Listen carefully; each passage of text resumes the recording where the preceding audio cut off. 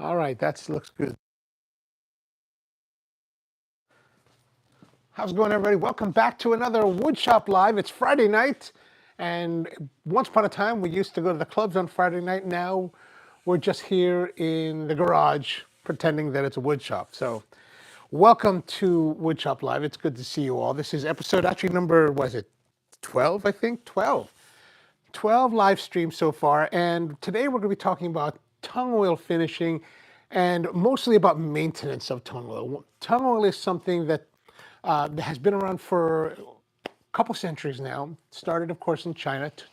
The tung tree is a nut tree that's from China, and the Chinese were using tung oil as a finish for generations, and it made its way eventually to Europe and other finishing. And yeah, that's kind of the basic idea behind it all. And so today we're going to be looking at the tung oil finish and talking about how to do maintenance on your tung oil finish. And so I have this table here. This is something called the Blackwood Decor table. There's a YouTuber now, the name of Blackwood Decor, and he released a video quite a few months ago where he made a table just like this, and he had a project planned, and I was like, hey, that's a really attractive looking table.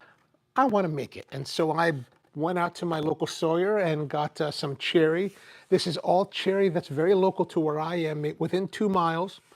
And it's beautiful. Like, just look at the color of the grain. It's just super, super nice, very rich. I mean, even the long grain here is just beautiful. I mean, it's just a beautiful piece of cherry. And for me personally, I like voids and kind of weird, quirky, nuts and stuff like that. So I love this kind of thing, and I want to explore that and have a nice time with it. So that's really my jam. And I know a lot of people like clear wood, and that's perfectly fine. But for me, if there's something to be expressed by the wood, I kind of like to explore that. But I started on my journey with tung oil because I was what.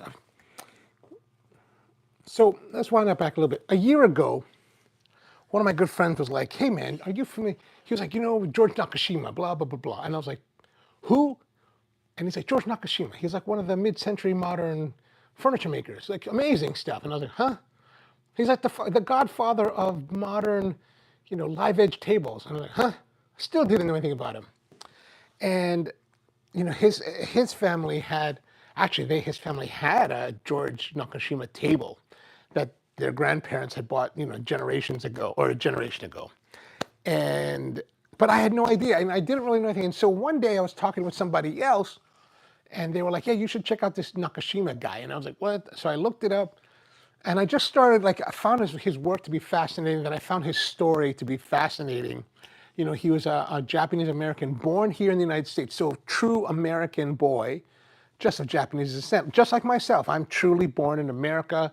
Everything about my way of thinking and the way that I see the world is really a very American viewpoint, even though I might be ethnically from the Philippines, right? So that was him. And then eventually, he traveled the world trying to learn how to, do architecture, and then got into, actually what happened was he was traveling the world doing architecture, came back, met his wife, was traveling in Japan, met his wife, brought her back who was actually also another American Japanese person who was just in vacation in Japan at the time that they met, brought him came back to the United States, got married, had children.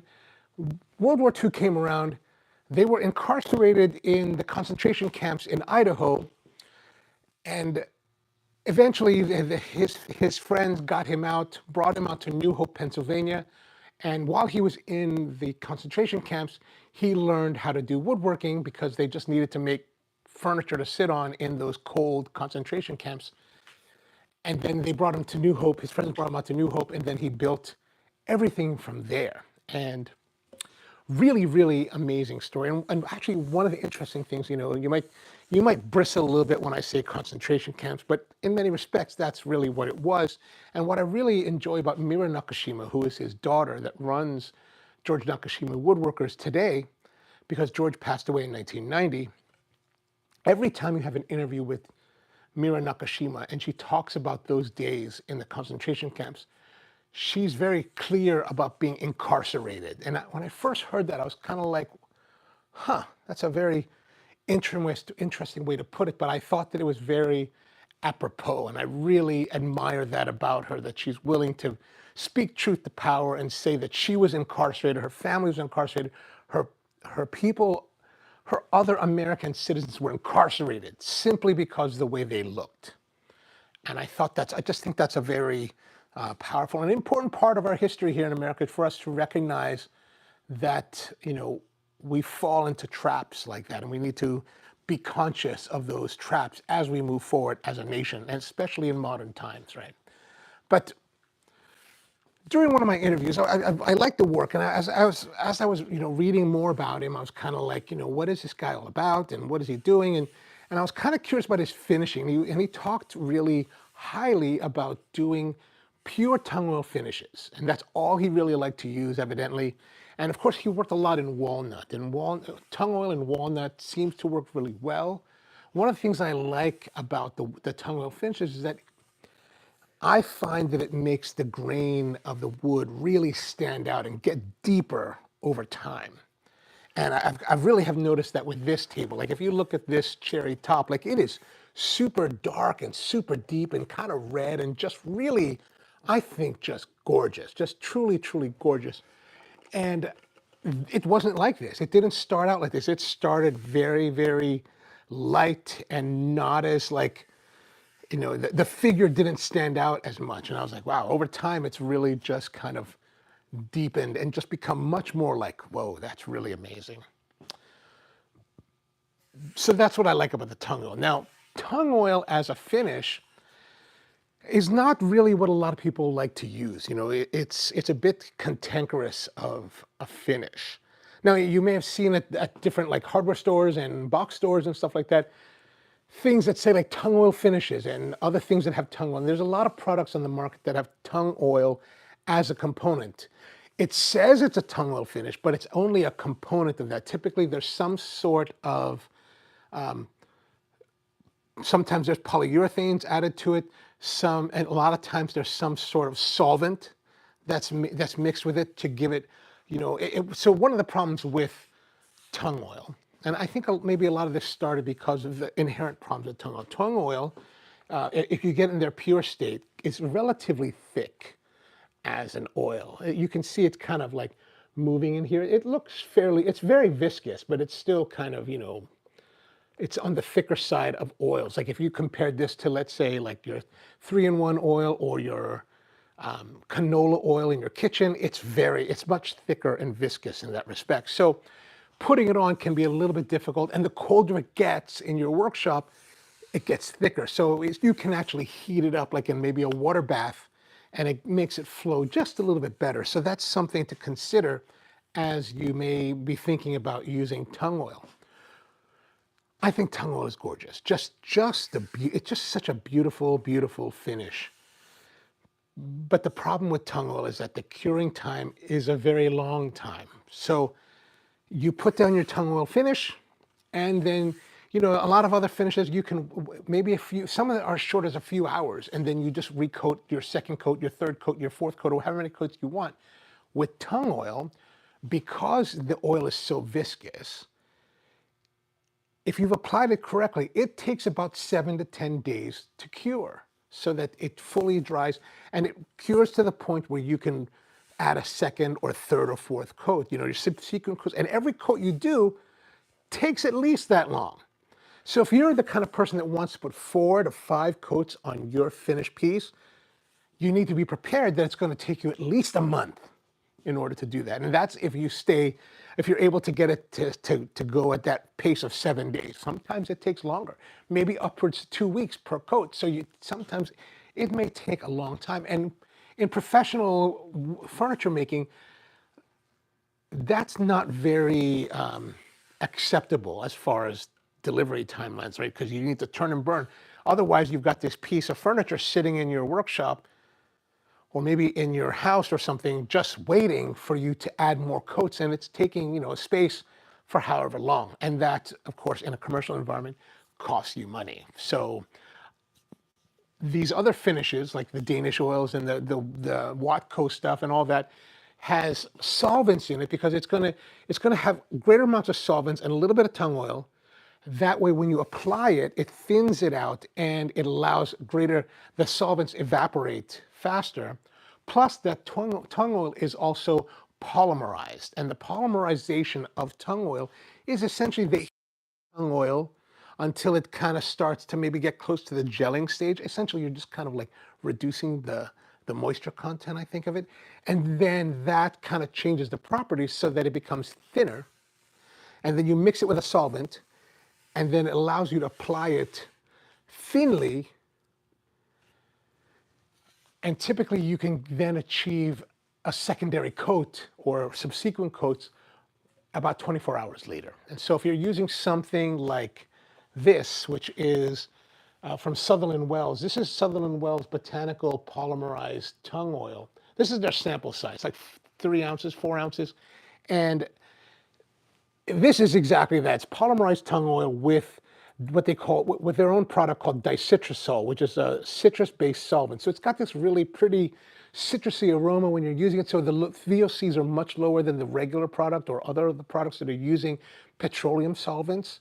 This uses citrus solvents. So what citrus solvents are, basically, you know, the orange juice industry in Florida is basically, you know, making orange juice. So they've got all these oranges they're harvesting. And what are you going to do with all of these peels? They squeeze the peels, get the oils out, and extract the oils from that, and that becomes part of the dicitrusol solvents. So you'll see dicitrusol is Sutherland Wells version. Bumble Shoots has their own version. So many companies have their own version of citrus solvent. They're essentially the same thing. Maybe they are exactly the same thing, just under a different brand name, because they're going to buy it by the drum and then repackage it, right? So, Cosmin, how are you, man? Good to see you. Good to see you. I like the smell of VOC. I hear you on that. Speaking of which, since I know you're relatively local to the Mid-Atlantic, tomorrow at Timonium at the Woodcraft of Baltimore, they're having their second anniversary from 10 a.m. to 2 p.m. And Paul from Festool is going to be there, you know, showing his wares and giving out demonstrations. And then Kevin is going to be doing saw stop demonstrations. And who else? And then one of the other guys, David's going to be doing a demo on something in the workshop. I can't remember. They're going to have like a little bit of food and drink. So I don't know if you have the time here, come to Baltimore, Timonium, Maryland, Woodcraft of Baltimore, 10 a.m. to 2 p.m. Their second anniversary. So, and they're also having some specials that are on top. Oh, I've got the flyer here. Yeah, here we are. We got the flyer. Anniversary, October 11th. Free hot dog, soda, and popcorn from 10 a.m. to 2 p.m. They're going to have the Festool experience. They're going to have some oh, that's what they're having. They're doing demonstrations with JSM products. So the router table, I think, is going to be part of it. They're going to show that. They're going to have a bunch of like giveaways for t-shirts and t-shirts with the store logo on it. They've kind of got this nice Maryland crab logo. I've got one of the shirts, but I was thinking about that and I can't find it. I have no idea where to put the shirt. And then, of course, they've got some discounts. 10% off on Bow, JSM, Jet, Powermatic, Laguna, Rikon, Oliver. Some of those deals are typical for the month of October from Woodcraft, but some of the other ones, I think the 20% off like of Wood River and High Point, as well as are like the High Point one, I don't think that's normal for this month. They are doing for the event, because if I have, this is this month's flyer, I don't think High Point stuff is on sale. I need some more High Point drawer slides because I'm working on a project with them, and yes, I think that's just for that. I'm busy and of Baltimore. Dang, tomorrow. Yeah, fish are important too, so no worries, no worries. But and then also another event that could be a lot of fun is in Huntington Valley, Pennsylvania. I don't know if you've heard of a place called WTB Woodworking up in the H Valley. They're celebrating. I just found out they're celebrating their first anniversary. I think it's It's Saturday the 25th of October. I don't know if, I can't remember if it's 24 or 25, but it is that Saturday, whatever those 2 days are. So Bill is having their first anniversary, and I've been going to WTB working whenever I'm in Philadelphia, and I started going there in April when I went to go visit Nakashima woodworkers. And I really like the shop. It's really, I'm used to going to like Rocklers and Woodcrafts, and so they all have a certain way of doing things. So as I've found other independent type of woodworking shops, I think they're really interesting because they've got a different mix of product, a different vibe. And I think WTB has a really nice vibe going on. They've got some really interesting stuff. I got my supply of Boss Dog glues from them. And Bill's a really great guy. Actually, I won a T-shirt from them in their July giveaway, so I've got a WTB T-shirt around here somewhere. So that was kind of exciting. Cosman said, "Truly though, I always buy from the Delaware Woodcraft and Duck Taxes." Oh yeah. The Newcastle one is and the Newcastle guy. Actually, I got my try-on jigsaw from them. They had those. I don't know if you saw them, but they have under their MFT tables, they have a bunch of tools that are old and they have it on discount. I got my try-on, which was actually built, if you look at the Festool manufacturing date, it says 2012. So it's a pretty old manufacturer, but when you buy the tool directly from your retailer, from an actual dealer, it comes with the full 3-year warranty. So I was like, oh, that's good. And I think I got it for like $240. So it was like, all right, that's a good deal. I'm always looking for deals when it comes to that. And it turns out that what they were telling me is that store, Newcastle, is owned by the same person that owns the Downingtown, Pennsylvania store. And so they always seem to have a lot of extra stuff. And the last time I was at Newcastle a couple weeks ago, I was like, hey, no more sustainers, because sometimes they have like empty sustainers. I like to buy empty sustainers to meet what my needs are. And they were like, no, we're kind of out at the moment. And I was like, oh man. But I do like that store. I like that store quite a bit. All right, so like I was saying, so the tung oil is, I get this from Woodcraft. This is the 100% pure tung oil. And it is, like I said, it takes more work because you have to wait so long between coats. Now, if you're not in a rush, like I am not in a rush for a lot of these, like this table was not a rush. So I don't mind waiting. I have a couple chairs that I've done in tung oil, and and I get to the point where it's like, I was all gung-ho to like be, okay, 7 days, 10 days, I gotta go. And then suddenly I got to the point where it's like, it's been 2 weeks. Maybe I should look at it and see if I should coat it again. So you might get to that point. But like I was saying, with things like this Sutherland Wells, it cuts your time dramatically. So if I coated this table with the Sutherland Wells Botanical or any of the Sutherland Wells polymerized tung oil finishes, I could recoat this tomorrow, right? 24 hours from now, I could recoat it, and it's really, really convenient. So that's one of the positives of these other types of finishes. And if you are thinking about like, oh, I don't necessarily want to do a tung oil, I want to do some kind of polymerized, something that's faster, but I want to get a tung oil look, I really recommend Sutherland Wells. I just, I was able to get this sample back in April when I was at Fine Woodworking New England. And actually, I thought Sutherland Wells was the English company, and I was kind of like, I guess I'll never find it here in America. And then they had a booth, and I said to I guess they were the owners, and I said, oh, I thought you guys were some sort of fancy English company. They said, no, we're just a fancy American company. It's like, right on. But I bought this, was $16 for this 4-ounce can. You get a quart, it's 70 some bucks, so it's not cheap. But man, after using all of this, or after I used part of it, and I did a couple chairs, and I was like, wow, I really like the way it looks. I just went ahead and just bought like a whole quart of it. I was like, all right, I've got a quart. And then what I did buy recently is I went out to the Walmart, and I bought a bunch of jars so that when I finally get to the point of opening that quart can, I'm going to portion them out so that I have 4-ounce, sizes of each, so that, because one of the things once you open this can up, it's only a matter of time before oxidation causes this to gel and you can no longer use it. So if you've ever used Rubio Monocoat, you know that once you mix it with the hardener, you only have a small window of time before that mixture hardens. It's not doesn't go that fast, but it will go at some point. So in order to prolong that, like a quart this lasted me quite a while. a quart will last me even longer. So that's one thing to keep in mind if you're looking to do that. Whereas tung oil, I mean, it could go rancid at some, no, actually these never go rancid. But it could get like too gummy or something. I don't know how that would happen or how long that might take. That might take years. What I did have is that, some of it dried in the threads and it became hard to pull off one day. So I had to like, kind of force it off or something. So that's one thing to consider. But once you coat your piece, what they say when you're having tung oil finish furniture or projects, pieces, is that you need to do maintenance on it. And your maintenance should happen maybe once a year, twice a year, like every 6 months is probably a good schedule. And so that's kind of what we're going to be doing today. We're going to be doing the maintenance on this table.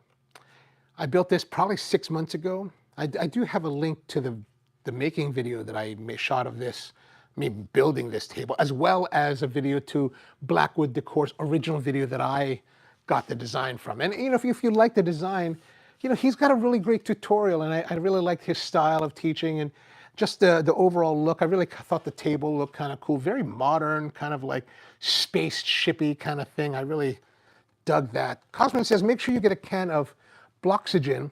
It's just packaged argon gas. I use that in my wiping varnish cans. Ah, yes, I saw that. And actually I'm really kind of cheap. And what I mean by that is not that I wouldn't be willing to buy the argon gas, but I'm so cheap that I'm kind of like, I need to go to the wine store and see how much the argon gas there costs. And then I need to go to the oxygen supply store, because like the welding supply, because I wonder how much if I had like a 10-pound tank filled with argon gas, how much would that cost? Now, it's actually expensive. Argon is expensive, because I was at the welding store a few weeks ago and I was just talking to him and said, so how much is the argon gas? And he was like, yeah, it's $90. I was like, $90, good Lord, man. And in welding, they use argon for the gas to surround the feeder on the MIG welders. I only know this because my brother did a lot of welding, so I was never very good at welding. Now let's go. So what we're going to do for this maintenance coating is going to be very similar to how we did the original coating. So when you're preparing your wood, your project for tung oil, you can bring it. I wouldn't go past necessarily 180 grit. Like you bring it to 180, you should be golden. And because the tung oil is fairly thick, and it's going to kind of fill in any kind of like maybe like small gaps that it may have. So that's really that. So it's relatively easy. You could probably stop at 120 or 150, but I think it's nice to go up to 180. It's not like Rubio Monocoat where you want to stop at 120, because with Rubio and things like that, they want you to stop at 120 because you need some amount of roughness in order for the finish to adhere itself to, right? And that's really what something like Rubio is doing. It's adhering itself to the surface of the wood, whereas this tung oil is actually penetrating itself into the wood. It doesn't penetrate all the way. It just penetrates, just a little bit. It just needs to go in a little bit. And then if you can use this on cutting board, because tung oil after it cures is food safe. But however, you don't want to flood it. Like I know a lot of people that make cutting boards like to flood their cutting boards. My personal feeling is that the flooding technique, even with mineral oil, is kind of a waste of time, because what are you trying to protect it from? Do you need to are we protecting the surface, or are you trying to impregnate the entire board? And if you're trying to impregnate the entire board, I think it's kind of like, what do you gain from that, right?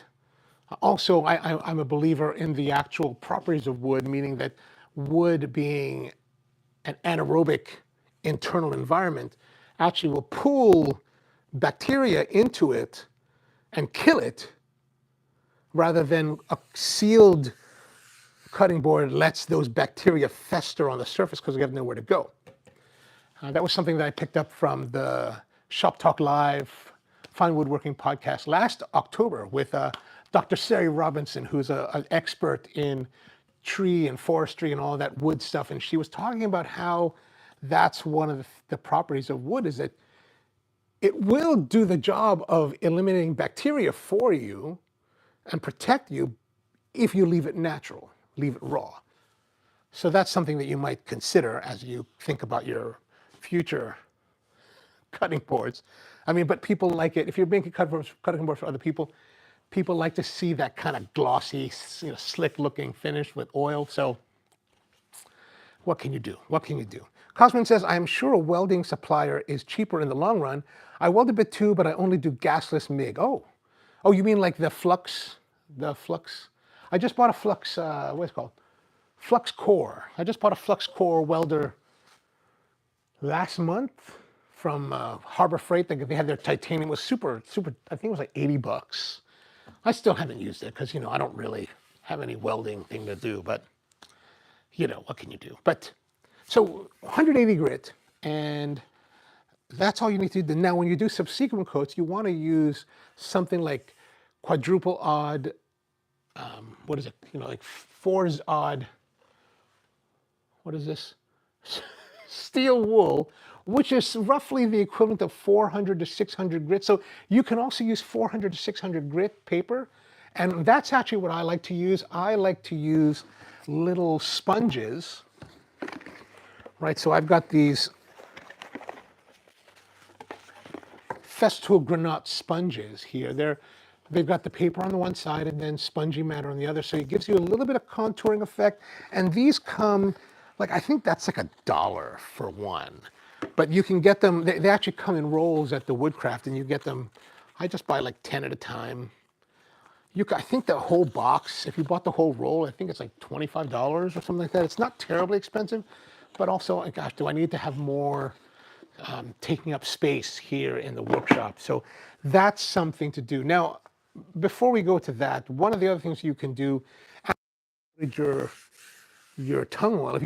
So tung oil as itself really has good resistance properties to water and a little bit resistance to wear, but it's not like polyurethane. It's not going to have that hard wearing finish that a lot of people furniture. And one of the things that I really liked about George Nakashima is that I was reading an article about him where he was being interviewed, and he was talking about a story about one of his clients. And one of his clients, he made a big table for them, and one of his clients came to him one day and said, hey, George, can you refinish this table for us? And he's like, why do you want to refinish it? And they were like, our kids have been, doing their thing, and they kind of wore through some of the finish, or put magic marker or some kind of crayon or something. And so it wasn't perfect. And George was like, well, why would you want to do that? That's the beauty of the table. That's the beauty of the story of your table and your family. Why would you want to erase that? And I was like, oh, that's just so to me, that's very appealing. This whole thing of living with a piece and letting that piece show its relationship with you. So I like that. But if you want to protect it more, right? So good water resistance, but if you want to protect it more, you can use something like paste wax, right? So this is like Meguiar's Deep Crystal. You can put that on here and just coat it and then rub it off as you would with paste wax. The only thing is when you get to the point, so if you do coat your tung oil with paste wax, you do need to remove that before you try to recoat it, because that wax is still going to block your way. So you'll need to use something like maybe acetone or something like that to actually clean the surface of the wax from your finish, and then you can actually apply it. So that's something to consider if you decide to go that direction. What else do we need to cover? Okay, I think that's good. What else do we need? So, but also, you can, so like I said, you can use the steel wool. Now, if you want to use, while I'm using this sanding pad, sponge, you can also just get regular sandpaper in 400 or 600 grit, and then get yourself like a sanding pad like this. Like these are Festool, sanding blocks, and you put your papers on it. This is 6-inch paper. Actually, this is 600 grit Hercules paper on a Festool thing. And Festool sells a set like this, so you got several different sizes and hardness. Some are harder, some are softer. So it depends on the contour you want to put on it. It's all up to you. But like I said, this is a set from Festool. They have 3 in there. So if you want to look that up, but you can just buy one and not worry about it. I do have links to a lot of this in the description below. Another thing you could use is this stick-it, this 3M style stick-it. What this is basically neoprene that is, and this particular one is 125 millimeters or 5 inches. And it has a little, it's neoprene and it has a little handle back here. So if you want, you just basically stick the paper to it and then you can do that. So essentially it's mimicking this kind of thing. So, but there's many different ways to do it. You don't have to like follow only one way. There's a lot of approaches that you can do. But what we want to do is we just want to scuff up our finish just so that it'll create some kind of, you know, roughness so that it can accept new finish. So let's go and do that. Eco Wood Crafts, here's how many coats are on this one. You know, when I made this probably back in March, I was not very good at cataloging my process, meaning that like subsequent builds of furniture that I've done, I've actually kept much more meticulous notes, like actually noting the dates, times that I applied finishes and how many coats I've done. I think this one has 3, everything else, but I don't really recall. So there's at least, for sure there's 2, probably 3. I don't think there's 4. But you know, typically you can go up to 5 and a little bit of a duller sheen. Like they say, if you go, you know, when you go up to 5, it gets a little bit more glossy looking. So you can do that as well. And but again, that the problem with this is that it takes a long time to do it. Now, another thing you can use that especially you want to go faster, that's also from Sutherland Wells, is, let me grab these here. I have a little bit of samples.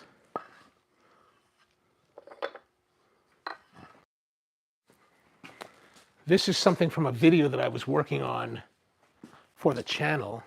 This is walnut, Eastern black walnut. Oh, that's not the right one. Well, this is tried and true, and tried and true is also like, is a, what do you call it? It is a tung oil base, but has beeswax in it. So it's a little bit of a different finish. It's also, I believe it's also polymerized. Let me have a look at that. And I started with tried and true because one of the guys that I know at the Woodcraft here in Baltimore, he's really into this tried and true. And this is tried and true original, which I think is, it's a little bit more like, not putty, but kind of like, not really gel, but it's a thicker kind of thing. But it works really well. I like it. And you can see here, this is tried and true on the walnut.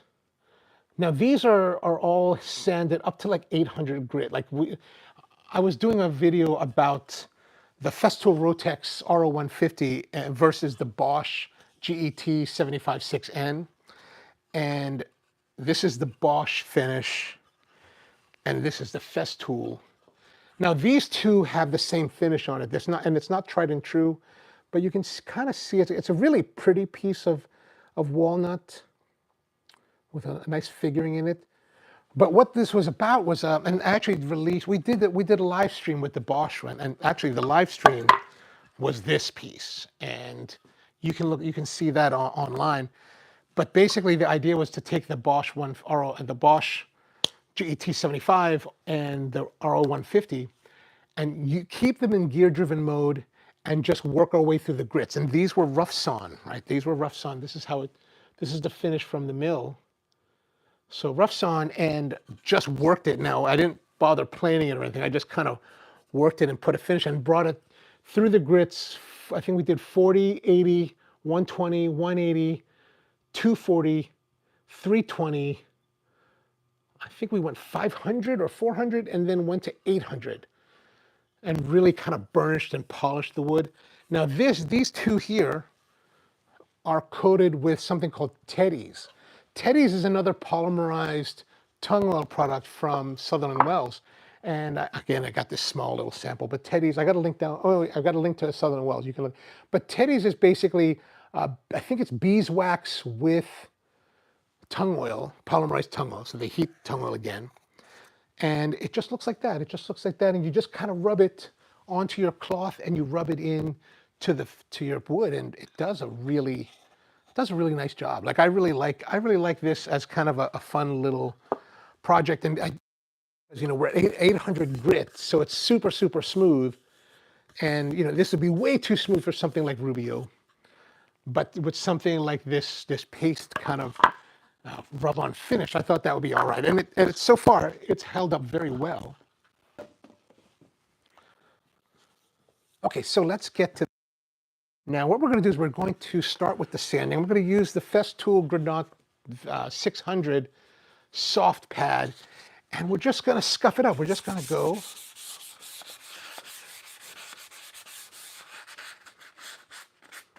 kind of run it with the grain. You can get a little bit of it'll build up with a little bit of a white kind of, you know, dusty look to it, which is, you know, the finish being scuffed. And so that's a pretty good sign. You just want to go around all of it.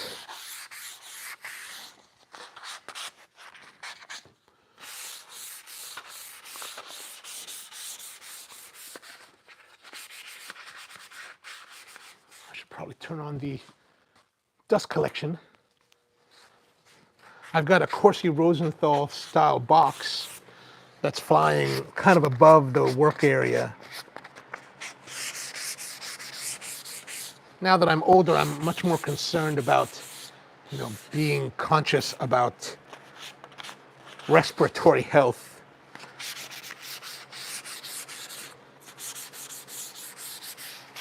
I probably should be wearing a mask during this point, but you know, it's not so easy to speak.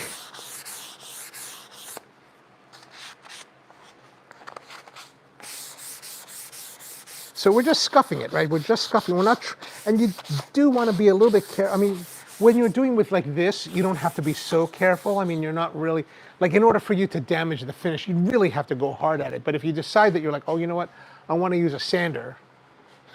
If you want to, for some reason, do this mechanically, do be careful, because it's not too difficult to cut all the way, to, you know, push it and cut it all the way through to the raw wood again. And then you're starting all over, and it just makes life a little bit less enjoyable. But try to work with the grain. So I'm going to do the underside. I don't know if I would necessarily need to do the underside, but you can. I'm not going to be too heavy on the scuffing, because, you know, it's on the underside. Like, how much wear and tear does an underside of a table get? And then this one has a chamfered side, so we just need to run along the chamfer, run along the edge.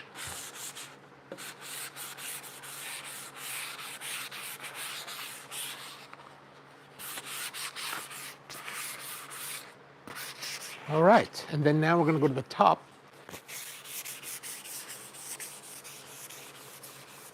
And as you can see, it is scuffed, right? So that's do be careful. And that's pretty much it. That's all you really need to do. Now we're just gonna make sure that we're gonna try to vacuum it up. Oh, I kind of put a cross hatching here, so I gotta be.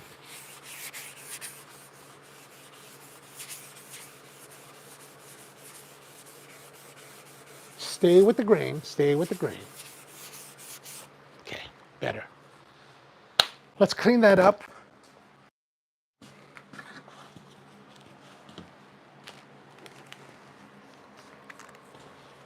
I just like to use a hose. You can use tack paper, tack cloth, or you can use other things.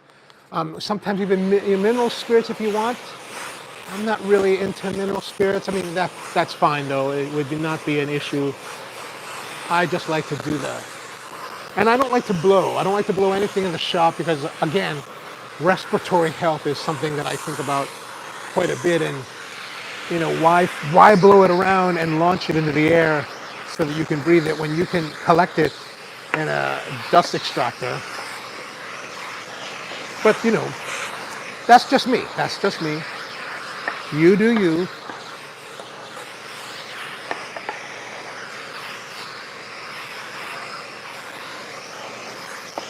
And if you look, you can actually see that there is quite, you know, there is some dust sitting on here, and it is being sucked up by the extractor, which is what we want. We want to get rid of as much as we can, try to keep our surfaces nice and clean.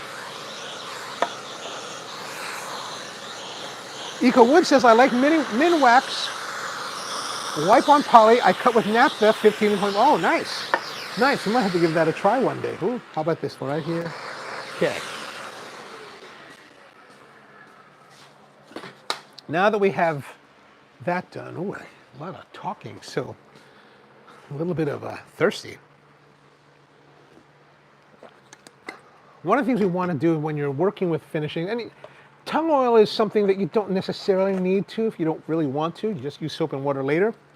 But you know, you can use gloves. I like to use gloves just because, you know, oh, and I also want to wear an apron now because I've got my nice sweater on and I shouldn't get it dirty.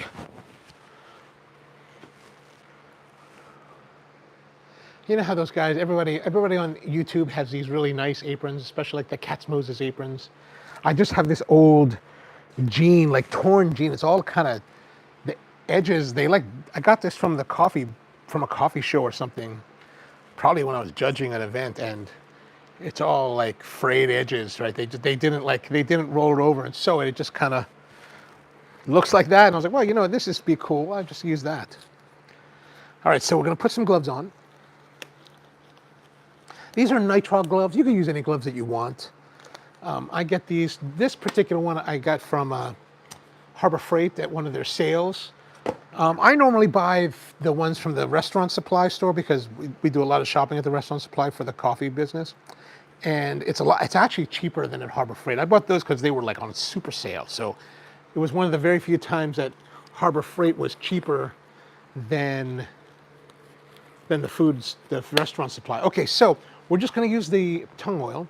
Let's see if I can open it. Okay, that's good. That opens well. Now, to apply your finish, you could use a variety of things. One of the things you can use is blue shop towels. And if you're not familiar with blue shop towels, you can buy them, you know, pretty much at an automotive store. Costco has them, but they are these. And I started using these because Sutherland Wells was like, use the blue shop towels. And the nice thing about blue shop towels is that they're sturdy enough that they do not shed when you're you know, wiping stuff with it. And so it's really nice in that respect. And whenever I use it, I actually tear it apart so that I just don't use the whole thing. I want to tear it apart. And like I said, I'm cheap, so I want to be as cheap as possible and not waste. And then another thing you can use that I think works really well is t-shirt cloth. And this particular stuff is basically t-shirt panels from a t-shirt company that, like, some of them you can actually see the shape of the t-shirt. So this is one piece, but I personally think this is just too much. You don't need to me, that's wasteful. So I just want to grab some scissors and cut it down. And actually, I'm going to cut this one. I can cut this into thirds because we don't really need a lot of cloth material in order to apply the tung oil. Now, one of the problems that could arise with t-shirt material is it's using the material. It's not finished. So the edges can fray a little bit, meaning that you can get a little bit of threads that come off. I like to fold them inward. I don't know if you could see that. I like to fold them inward so that we can try to maintain that. And then I'll fold it over a couple times just to something really small like this. And then I'm just going to apply it with the tung oil. Now, the nice thing about tung oil is that you can kind of just pour it on and then spread it out. Or you could really do it however you want. There's really no one way to do it. I'll pour it like this. Hopefully you can see this. I'm going to pour it onto here, and it's pretty viscous. And then I'm just going to wipe it onto the piece. And I want to get good coverage, like full coverage onto the piece, and just make sure it gets nice and wet. Like, you want to make sure that you use an ample amount of oil on each of your pieces. You don't have to be frugal with it. You can be heavy like that and just wipe it on, because eventually we are going to wipe it off. But wipe it on nice, and, you know, use as much as you feel like. You don't have to be, again, you don't have to be too frugal about it. And then make sure you get it on all of it, right? Did I get all that? Okay, good. Then over here, we're going to add the oil on this.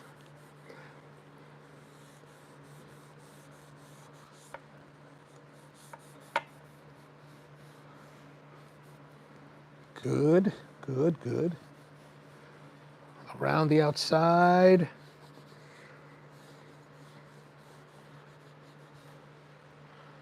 And we're just going to pour a little bit here on the base. Whoops, that's a lot. That's a lot. And just spread that around. Actually, I think I've poured enough on here so that should be able to coat the entire bottom of the table. And I did put some, what is it? I did put a moving blanket here on the top of the workbench just to, protect the tabletop of the table, not necessarily the workbench top, although that does help, And now that it's pretty thickly flooded, I can just kind of move it around on the tabletop or on the table bottom. And then I can now run it, since my rag is pretty well soaked, I can just apply it on the other parts of the legs. Now it does kind of want to unravel a little bit, so just hold on to it. And as you can see the difference. At least I hope you can see the difference where it's coating. And it's really this simple. You're just wiping it on. And you just want to make sure you totally get it wiped on there. Just got to make sure everything looks like it's been coated. Come around the bottom.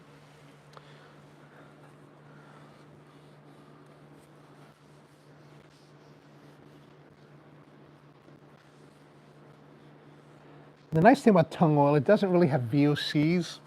It does have a very nutty kind of aroma to it, which makes sense. It's a nut tree, so I guess it should have that. Yeah, we've got this rag is pretty well soaked.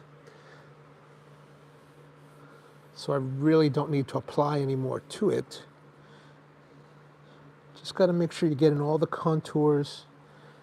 Come around to this side. Get that at the base. Get here at the top.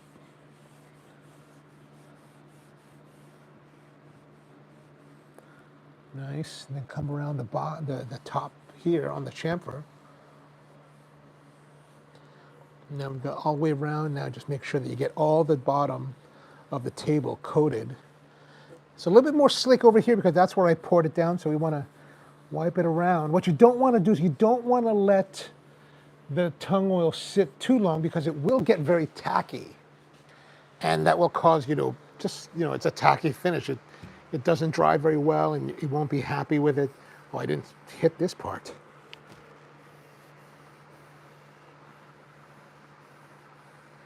That's why it's nice to have a good light so you can see, like a raking light. Now we're going to turn it over, and now we got the top. And I think we might have enough on this rag to actually do the entire top. Although we want to make sure we get good amount of coverage on the top. So I'm going to put a little bit, that's probably good, on here. Because, we put a lot on the bottom, and we really need to make sure we put an ample amount on the top, because this is what people actually will be seeing, and this is what actually gets worked. Everything else on the table doesn't get worked like the top does, right?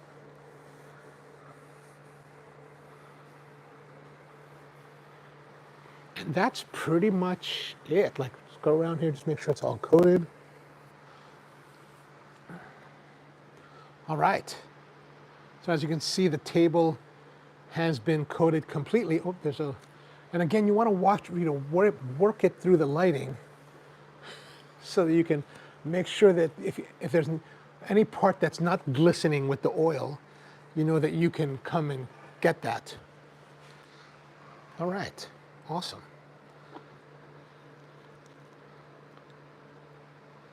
Cosmin says, you're not cheap, you're calculated, otherwise you wouldn't have been the...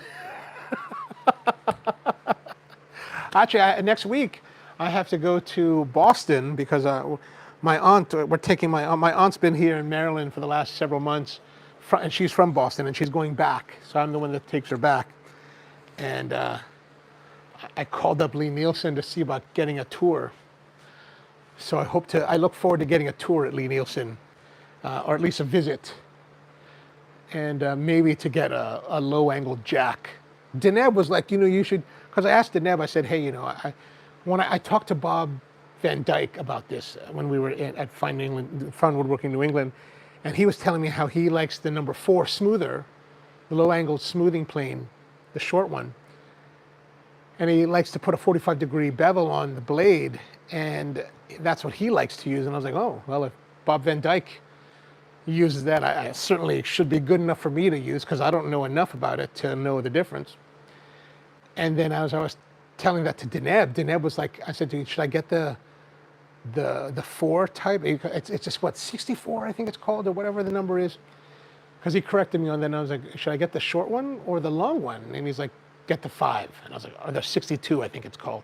And I was like, oh, all right. So, and he was like, and also get the combed or the raked blade, the one that has like the raking in it. I was like, oh, all right, maybe I will. Maybe I will.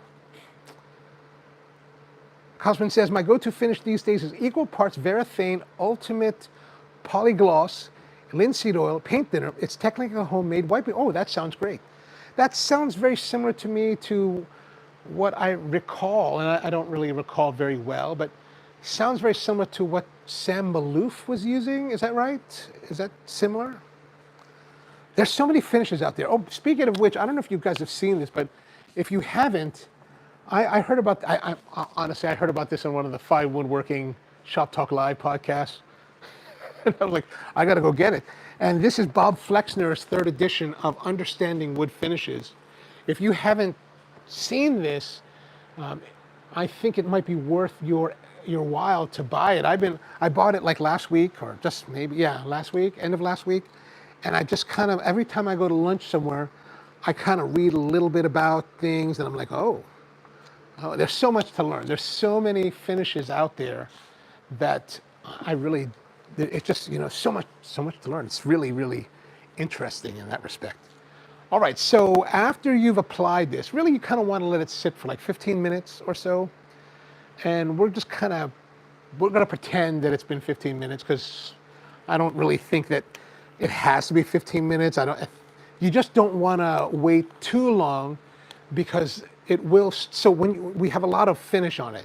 So what happens is that the excess oil that's not soaked in already will become very tacky, and it just is a terrible thing. I've never actually experienced it as a dry finish, but everything that I've read about was like, you should never do that. And so I don't necessarily need to experience that in life. So I'm just like, all right, we're gonna do that. But I'm gonna put new gloves on, fresh gloves, just so that I don't have finish on them. And then we're gonna take another cloth. Actually, I should probably take this bigger cloth. I'm gonna use this bigger cloth, because now what we're gonna do is we wanna remove as much finish of excess oil that we possibly can. So we're gonna start off with the top, even though we did the top last. And you're really just wiping it, right? Just wiping it. And as you can see, it's got a nice sheen again. A little bit more satin sheen, but we're taking that off, and then now come around the side.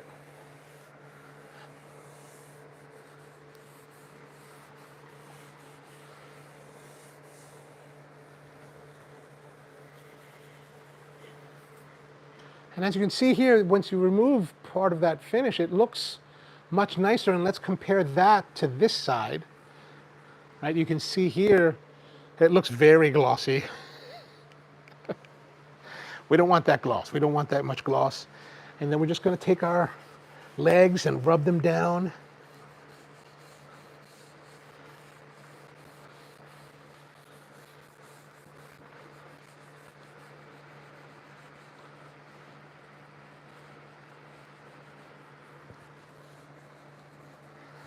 And over here, yeah, I can actually feel it a little bit tacky. You can feel like it's resisting.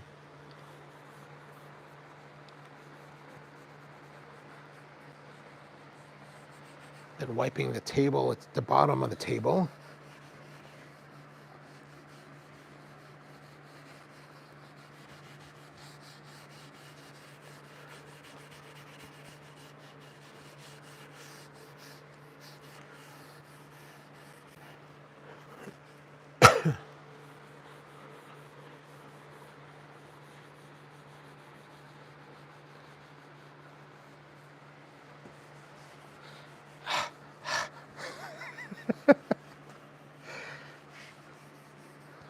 it is a workout, a little bit.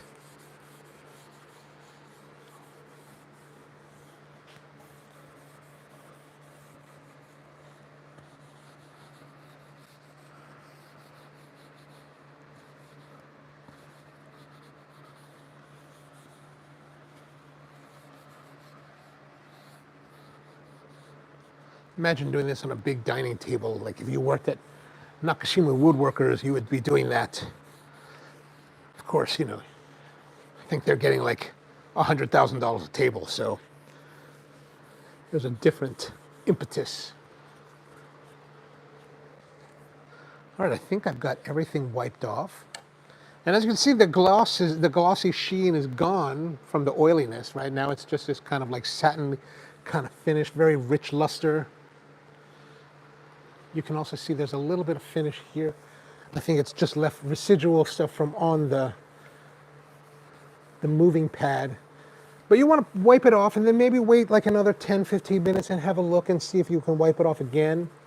Another thing you want to watch out for, especially if you're like doing cutting boards and you're doing flooding, if you decide that you want to use flooding with tung oil and you're not, it can get to the point where it's too much and the oils will rise to the surface and then oxidize and kind of give you white streaking. I've never experienced that, but I was just listening about that from someone else was talking about it, and I was like, oh, that doesn't sound very pleasant looking. Also, another thing with this particular table, we've got this cutout here, so you want to make sure that we wipe in there to get all the finish, the excess finish out of it, because that's really easy to miss as you're working on, as you're wiping everything else.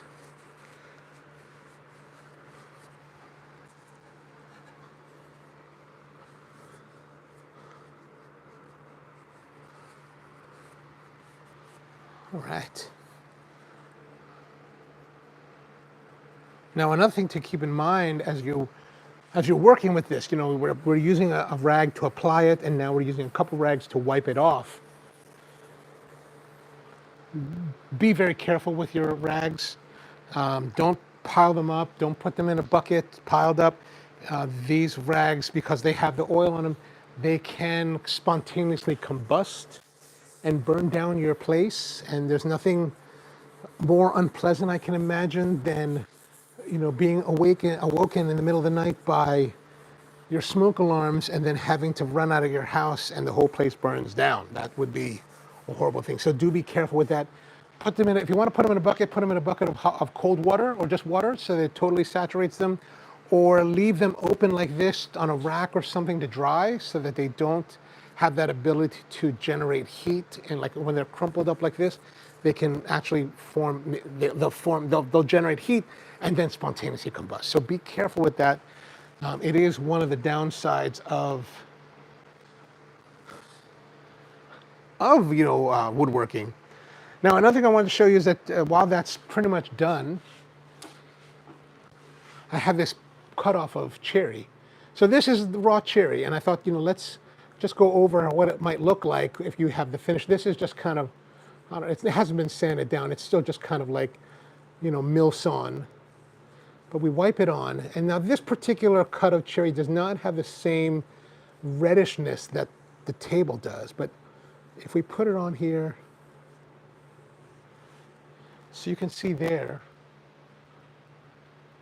it starts to bring out that grain a little bit, right? And we can just wipe it off now. Just because we don't necessarily need to wait the whole time, but that'll give you an idea of just kind of like how easy it is to add on or to add the finish to your pieces. It's very, very simple to use. Like I said, the problem with tung oil that most people will have with it is that the curing time takes a long time. Now that we've coated this, if we were actually doing this as initial application, you know, for the original coating or original finishing on the table, we put it on now and I'd have to wait till next Friday or maybe Sunday in order to do the next coat. Sand again, 400 to 600 grit paper, and then recoat. So that is the downside of tung oil. The curing time takes a week to 10 days. So you've got to, if you're trying to finish a piece, it's going to take you a while, and you kind of got to work that into your calculus as far as how to figure out your finishing. All right. One thing I haven't really, nobody seems to talk about. I've got finish on the nitrile gloves. I don't know if these will generate heat and spontaneously combust or not. If you guys might have any answers on that, let me know in the comments, because I'm always curious about that. EcoWood says, indeed, there's always something new to learn. Absolutely, absolutely. So much to learn. And I've only been on my fine woodworking journey for about 1.5 years now. And yeah, there's just so much. It's like, what? How did I totally missed that. But there it is. This is, how to maintain your tung oil finish. I think it's fairly simple. And one of the nice things about tung oil is that in case you do have blemishes or marks or something, it is relatively easy to spot fix those finishes. Essentially, let's say you have some kind of stain or something, you can just sand down that spot, and then once you kind of sand it down and finish and clean it up, you just add more coats of your tung oil, and it should match pretty closely to your finish. And that's one of the really nice things about the tung oil. Plus the beauty of the luster of the grain is really what turns me on about this. Like, I just love it. And while I do use the Sutherland Wells stuff, and it's still very pretty, I haven't used it long enough to see, will it give me the same depth of grain as pure tung oil? I suspect it gives you very close. I don't think that it probably, I suspect that it probably doesn't give you exactly the same finish, but probably close enough.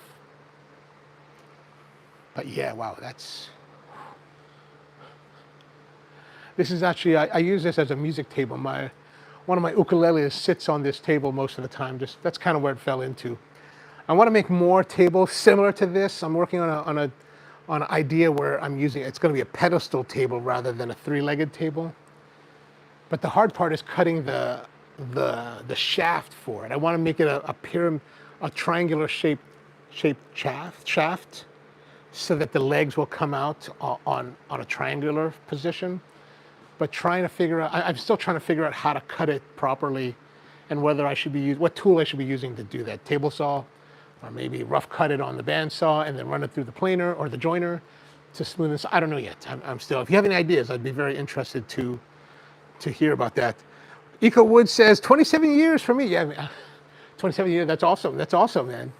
That's true. I totally hear you. Like in my actual professional field, which is coffee, I've been in that game for 25 years almost. 23, 24. I started 2002, so 23 years, almost 24 years. And every day, still a learning adventure. Still so much to like grasp. Just when you think you know a lot, you just find something else. You're like, well, I'm still kind of a neophyte in this. And then the nice thing is that, I try to remain open to younger people in the business, so that, they may have new perspective that I hadn't thought about, or I had been too curmudgeon to think about or to accept. And so I've learned a lot. I also have learned a lot that way. So yeah. Cosman says, so you're more into mid-century modern furniture? I think so. I don't really know yet. I mean, yeah, you can kind of see this table in the corner here.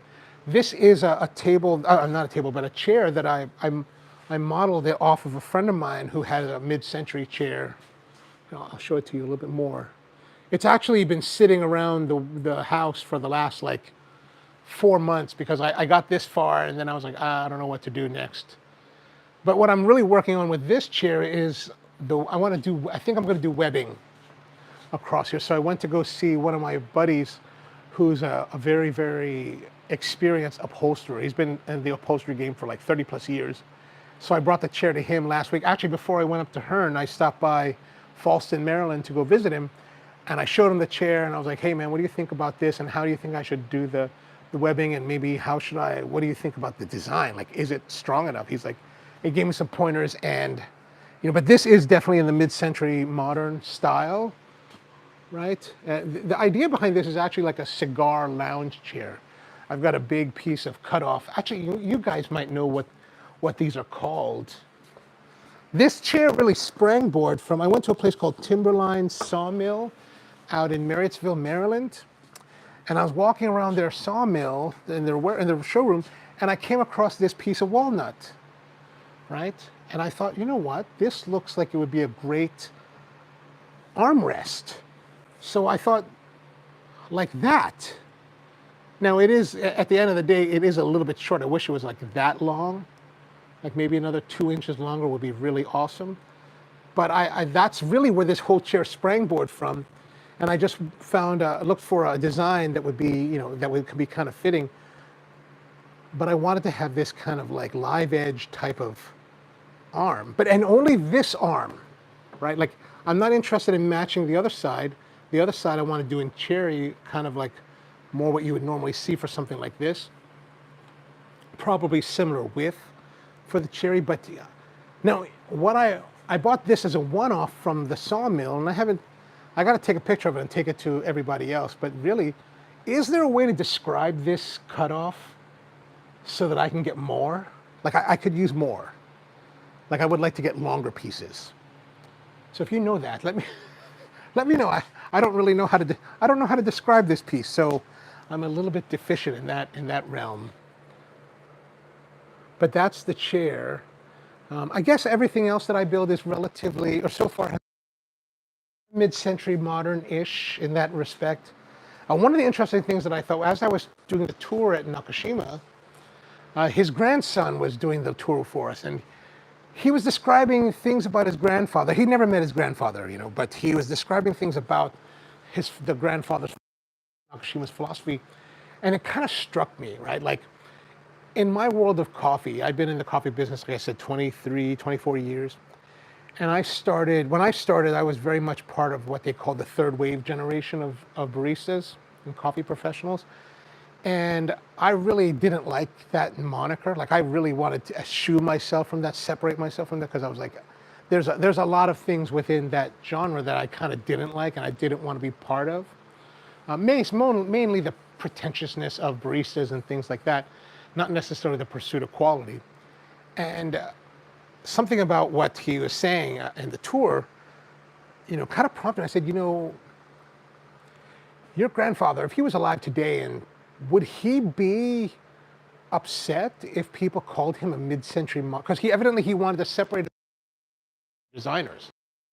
And I was like, would he be upset that he would be considered a mid-century modern furniture maker? And he was like, yeah, probably. And I was like, huh, I totally understand that. Totally can see that.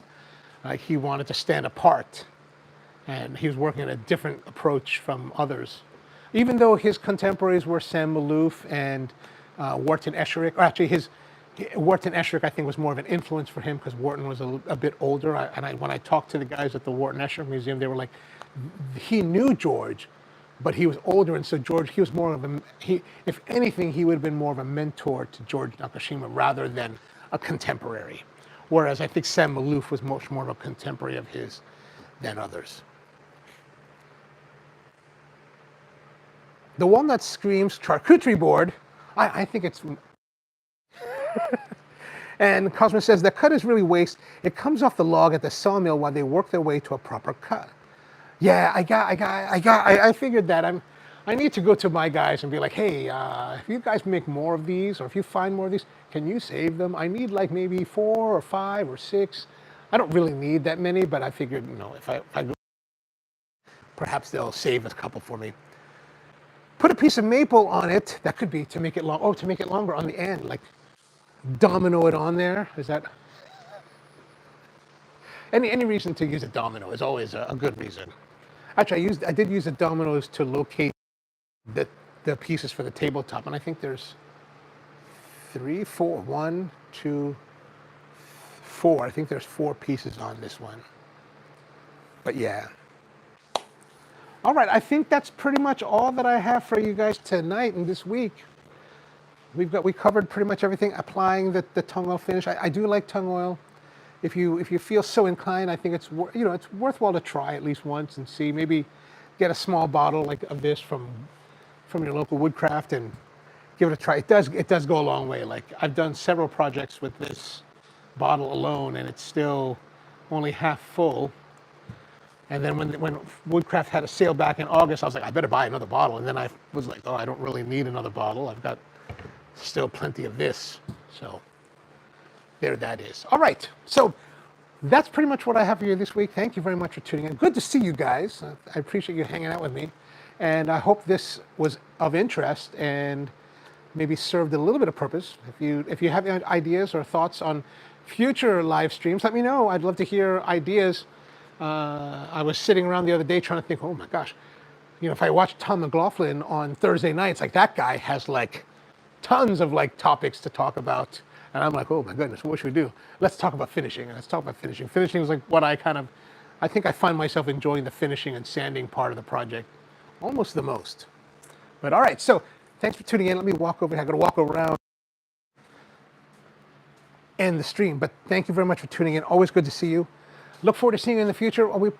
I've been trying to do these on most Friday nights, but I'll be away next week, so probably not next week Friday, but perhaps the week after. I'll be back by then. So hope you have a great one, and see you next time.